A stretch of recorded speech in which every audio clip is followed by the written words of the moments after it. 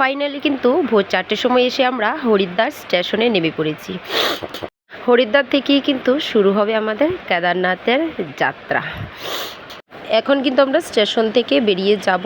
তো হরিদ্বার থেকে কিন্তু আমরা বাসেই কেদারনাথের উদ্দেশ্যে রওনা হব। তো সেখানে স্টেশন থেকে এখন আমরা বেরিয়ে যাচ্ছি।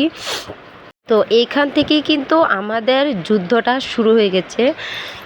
তোমাদের কিন্তু একটা কথা বলতেই আমি ভুলে গেছি যে আমরা কিন্তু টোটাল দুটো গ্রুপ যাচ্ছি কেদারনাথের উদ্দেশ্যে। তো এতক্ষণ তো আমরা 3জন ফ্যামিলি ছিলাম, আর এখন আমাদের সাথে আরেকটা গ্রুপ অ্যাড হয়েছে। তো টোটাল কিন্তু আমরা হয়ে গেছি 2 গ্রুপ মিলিয়ে 20 জন।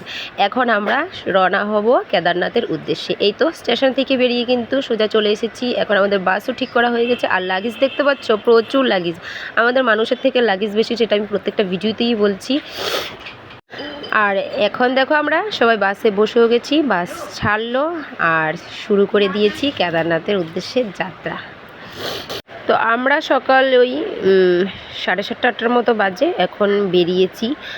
আর সারাদিন কিন্তু কেটে গেছে আমাদের এই বাস জার্নি করেই। 12 ঘন্টার থেকেও বেশি টাইম লেগেছে আমাদের, যেহেতু আমাদের রাস্তা অনেকটা লেট হয়েছে।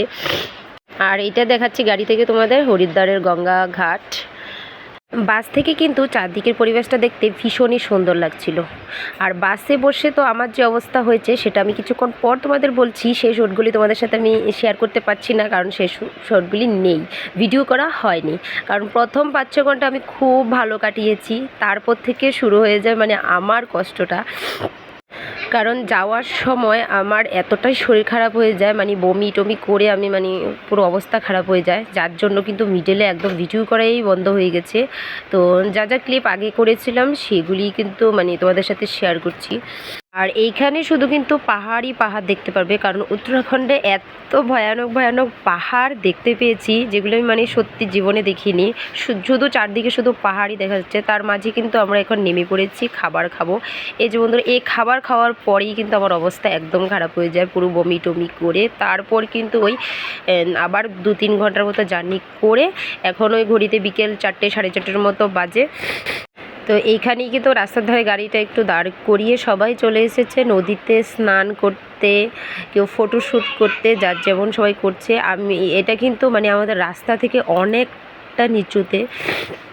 আর সারাদিনের এই বাস জার্নিটা ছিল ভীষণ বাজে। শরীর এত খারাপ হয়ে গেছে বমি করার পর। এই দেখো আমি আমাকেই দেখাচ্ছি, শরীর এত খারাপ হয়ে গেছে। তারপর আমিও গাড়ির কাছ থেকে নেমে এসেছি।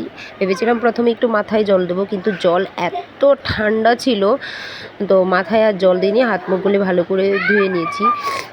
শরীর এত খারাপ হয়ে গেছে, এখনও কিন্তু আমাদের অনেকটা পথ যাওয়ার বাকি।